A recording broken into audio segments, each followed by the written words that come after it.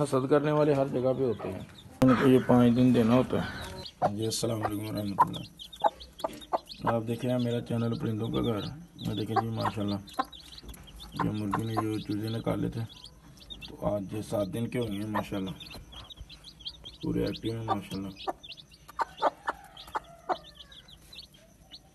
ابھی میں نے ان کو اس کھڈے میں رکھا ہے سیڑھیوں کے نیچے، اس لیے کہ ابھی موسم چینج ہے، سردی ہے، جب دھوپ لگتی ہے تو دوپہر کو دھوپ میں رکھتے ہیں طرف سے، تو تاکہ سردی سے جو بچے ہیں، بچے چھوٹے چھوٹے ہیں تو بہت نازک ہوتے ہیں یہ، تو اس لیے ان کا نا بڑا دھیان کرنا پڑتا ہے۔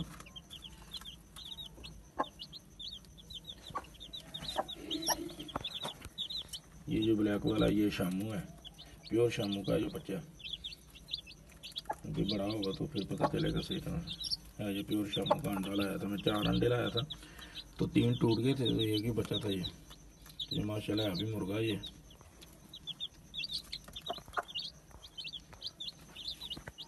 نکلی انڈے جو وہ میرے خیال سے مرغی نے اس کو ویٹ کر دی ہوگی نا، وہ خراب ہو گئے ہیں، تو ان کو صاف کر کے دوبارہ رکھیں گے، کیونکہ شامو کے ماشاءاللہ 6 انڈے ہو گئے ہیں، تو دیکھو یہ 8 دیتی ہے یا 9 دیتی ہے، کتنے دیتی ہے انڈے، اس کے بعد یہ انڈوں کے اوپر بیٹھ جائے گی۔ میں نے 3 بانس اور ڈالنے ہیں اور یہ چھت بڑی ہو جائے گی، تو رات کو جو میں نے ان کے سراخ کر دیے تھے، کھڈے وغیرہ مار دیے تھے میں نے ان کے، تو ابھی انشاءاللہ تعالیٰ شام کو آئی کام سے واپس آ کے تو میں ان کی چھت جو ہے ڈال دوں گا، تقریباً 4 فٹ اور اس کی نا چوڑائی زیادہ ہو جائے گی، تو پہلے 5 اور پھر 9 فٹ کا ان کا 9 بائی 15 کا کمرہ بن جائے گا ان کا یہ پورا۔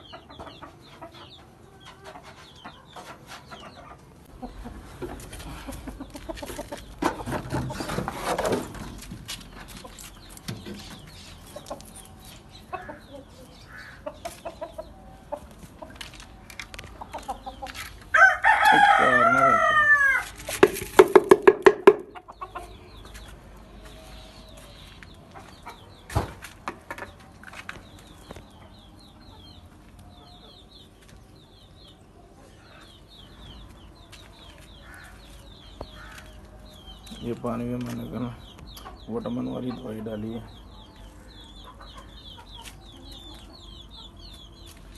تو وہ میں ڈال کے ان کو دیتا ہوں، وہ ساتھ میں ملتا ہے آپ کو، وہ بھی دکھاؤں گا۔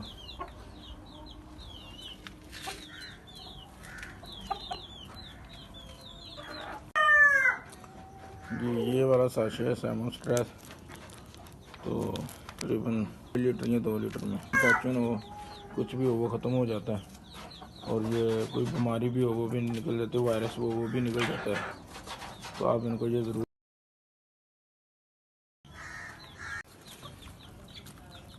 ان کو نا آپ دانے میں نا جو چائے کی پتی ہوتی ہے نا، وہ انڈے دینے والی مرغیوں کو وہ لازمی ڈالیں، کیونکہ وہ پتی سے جو کیلشیم کی کمی پوری ہوتی ہے، جو انڈوں کے اندر داغ آتے ہیں نا پھر وہ نہیں آتے، جو انڈوں میں ہلکے ہلکے ڈوٹس آتے ہیں نا، نشان آتے ہیں، تو پھر وہ نہیں آئیں گے، کیونکہ پتی کھانے سے ان کی جو کیلشیم کی کمی وہ پوری ہوتی ہے، تو وہ عام آپ سب کے پاس ہوتی ہے، چائے بناتے ہیں ہر گھر میں، تو وہ پتی کو پھینکیں نا، تو اس کو استعمال میں لائیں، دانے میں مکس کر کے ڈالیں ان کو، اور اپنی چھت کے اوپر نا صاف مٹی ضرور ڈالیں جس میں کینکر وغیرہ نہ ہو، یہ تو بھی کام ہو رہا ہے نا، اس لیے ادھر کینکر وغیرہ پڑیں، ساری صفائی ہوگی انشاءاللہ، تو صفائی کا بھی خاص خیال رکھیں،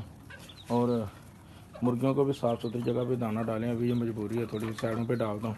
ان کے، پھر وہ باکس لاؤں گا، وہ ڈبے لاؤں گا دانے والے، پانی والے وہ لاؤں گا، تاکہ یہ گندگی سے بیمار بھی نہ ہو۔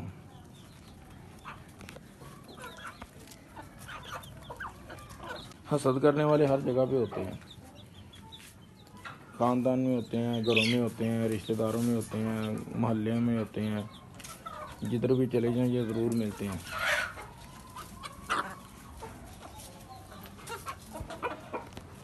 تو پھر انشاءاللہ جب کھڈا بڑا ہو جائے گا تو اس کے بعد میں نا ذہن تو یہ اس میں لا کے ایک کبوتر بھی رکھوں گا انشاءاللہ، اچھے کبوتر رکھوں گا 1-2 جوڑے، اور بٹیرے بھی رکھوں گا اس میں، تو انشاءاللہ تعالی بطخوں کے بچے بھی رکھوں گا۔ تو مجھے شوق ہے بس جانور پالنے کا۔ پہلے میں نے بکریاں بھی رکھی تھیں تو لیکن وہ بیمار ہو گئیں، تو نظریں بھی کھا جاتی ہیں، حدیث میں بات ہے کہ نظریں بد بندے کو قبر میں اور اونٹ کو دیگ میں ڈال دیتی ہے۔ تو اپنی چیزوں کو نظروں سے بھی بچانا چاہیے، زیادہ اوپن شو نہ کریں، کسی کو بتائیں نا۔ تو ہر ایک کو بتاتے تھے میں نے مرغیاں رکھی ہیں، میں نے یہ رکھا وہ رکھا، چپ چاپ اپنے گھر میں رکھیں۔ چلو یہ شامو مرغی دیکھیں، ان میں ہے یہ چھوٹی چھوٹی مرغیاں ہیں اس میں۔ یہ سیل سندھی مرغا ہے، دیکھیں ماشاءاللہ اس کے برابر ہے۔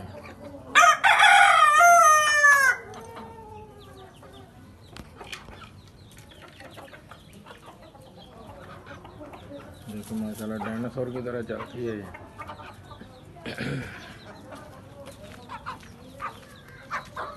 اور ویسے خوش بھی انہی میں رہتی ہے، بڑی خوش رہتی ہے ان کے اندر، اتنا زیادہ نہیں مارتی، ویسے لاڈ کرتی ہے ان سے، تو ان کے کھڈے میں چلی جاتی ہے، بیٹھ جاتی ہے۔ تو کل اس کے کھڈے میں ایک مرغی نے انڈا دے دیا، تو جناب اس کے اوپر اس نے اپنی مل مار لی، بیٹھ کے اس کے اوپر اٹھے ہی نہ، ہاتھ بھی نہ لگانے دے، مارتے تھے آگے سے۔ بھئی انڈا کسی کا، تو نے اس کے اوپر قبضہ ہی کر لیا، پھر اس کو اٹھایا اور انڈا نکالا۔